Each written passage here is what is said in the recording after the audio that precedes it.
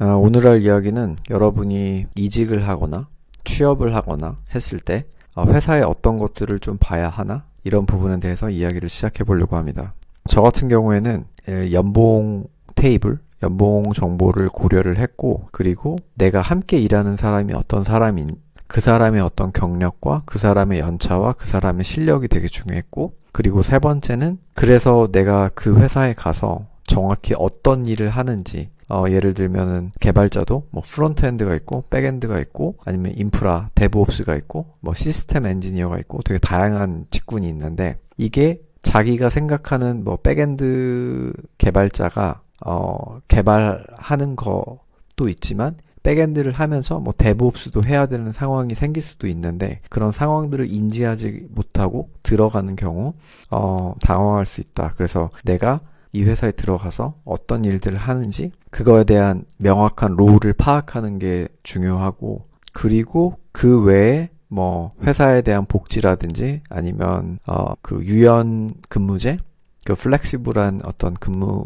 환경 같은 거, 그리고 탑다운 방식으로 업무를 진행을 해야 되는지, 요런 부분들은 사실 부차적인 것 같고, 앞에서 말했던 세 가지가 사실은 가장 중요했다. 첫 번째는 연봉이고, 두 번째는 내가 함께 일하는 사람, 그리고 세 번째는 나의 롤이 정확히 무엇이냐. 이 세 가지를 기준을 잡았는데, 이 세 가지 중에서도 분명히 이게 우선순위가 있어야 되는 부분인데, 이 우선순위를 만약에 잘못 정하게 돼버리면 이직을 해도 꽤나 만족스럽지 못할 수가 있다. 그래서 자기가 원하는 어떤 기준들을 나열을 하고, 그 중에서 가장 중요한 건 뭘까? 뭐 이런 기준들의 평균을 내서 가장 그 평균치에 근사한 부분을 갈 것인지, 아니면은 나한테는 연봉이 가장 중요하다 해가지고 첫 번째 기준에서 가장 만족스럽게 제시를 해주는 곳에 갈 건지, 그거는 사실은 정답은 없고 여러분이 선택을 하는 거라고 생각을 합니다. 저 또한 그랬고,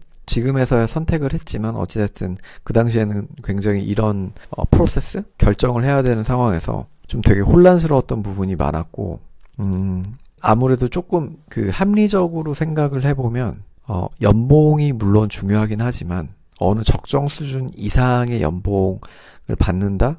그거는 사실 크게 만족도가 떨어질 것 같고, 어찌됐든 회사에서 지속적으로 일을 하려면 내가 하는 일, 그러니까 저는 개발자니까 개발을 하는데, 개발에 그 같이 일하는 팀원이나 아니면 뭐 사수가 어떤 사람인지, 함께하는 사람이 어떤 사람인지가 사실은 가장 중요한 것 같고, 그렇게 생각했던 이유는 뭐냐면, 어찌됐든 제가 이 회사에서도 되게 오래 있지 않고 평생 있지도 않을 건데, 어찌됐든 그 다음에 좋은 회사로 가기 위해서 노력을 할 것이고 뭔가 발전해 나갈 것인데, 근데 내가 이 회사에서 일을 하는 동안 배우는 게 없고 반복되는 어떤 업무만 계속 처리하고 있다. 근데 돈을 많이 받는다?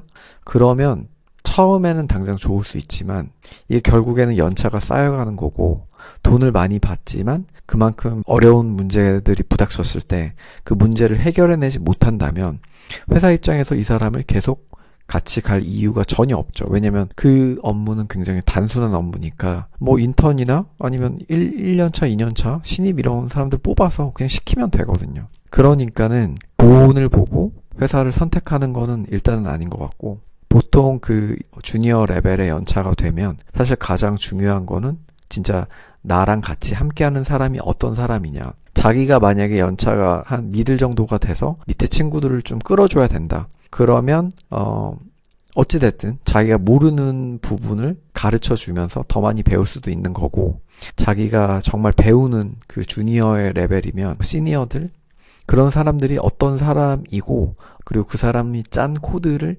직접 볼 수 있는 게 사실은 가장 여러분의 연봉을 높이는데 가장 좋다고 생각을 합니다. 그래서 그 회사 이직을 할 때 그 기준, 면접을 보러 갔을 때 제일 중요한 거는, 처음에는 뭐 1차 면접, 2차 면접이든 그 회사 측에서 저에 대해서 궁금하니까 이것저것 물어보고, 너는 어떤 사람이니라고 면접관들이 궁금해하니까 그런 것들을 많이 물어보지만, 그런 거 있잖아요. 제일 마지막에 이제 뭐 이 지원자님께서 우리 회사한테 궁금한 거를 물어봐 달라고 했을 때 너무 심하지 않는 선에서 사실 질문을 좀 적극적으로 하는 게 저는 굉장히 좋다고 생각하는 게, 어차피 정보의 비대칭성이 있기 때문에 이 지원자들이 당연한 것들에 대한 질문을 안 하게 되고, 정말 궁금함에도 불구하고 이런 거를 물어봤을 때 좀 신뢰가 되지 않을까? 아니면 자기가 최종 합격을 하는데 이런 질문들이 되게 무례하지 않을까? 아니면 뭐 걸림돌이 되지 않을까 생각을 하는데, 오히려 전혀 그렇지 않고 장기적으로 보면